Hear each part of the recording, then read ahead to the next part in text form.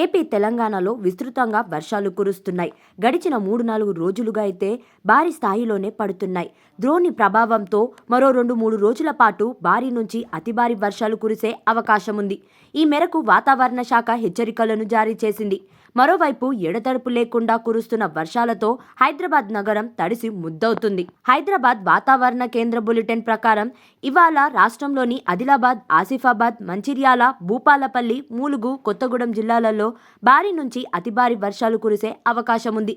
ఆ జిల్లాలకు ఆరెంజ్ హెచ్చరికలు జారీ అయ్యాయి.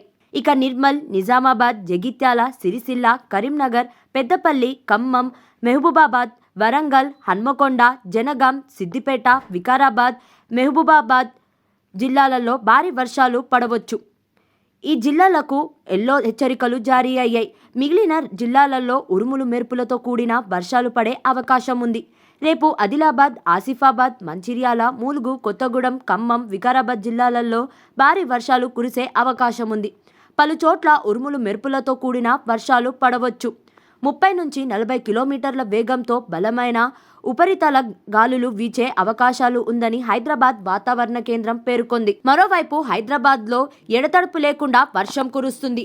ఒక్కసారిగా కురుస్తున్న వర్షంతో సిటీ అంతా కూడా జలమయంగా మారింది.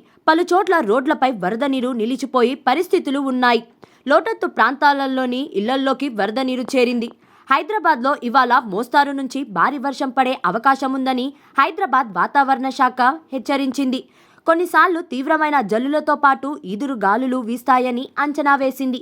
భారీ వర్షాల హెచ్చరికల దృష్ట్యా నగరవాసులు అప్రమత్తంగా ఉండాలని జీహెచ్ఎంసీ, హైడ్రా అధికారులు హెచ్చరిస్తున్నారు. ఇక ఉద్యోగులు, విద్యార్థుల విషయాలలో కూడా అధికారులు హెచ్చరికలు జారీ చేశారు. ఉద్యోగులు వర్క్ ఫ్రం హోం విధానంలో విధులు నిర్వహించాలని ఏర్పాట్లు చేసుకోవాలని కంపెనీలకు పోలీస్ శాఖ సూచించింది. స్కూళ్లు, కాలేజీలకు వెళ్లే విద్యార్థులు కూడా జాగ్రత్తగా ఉండాలని పేర్కొన్నారు.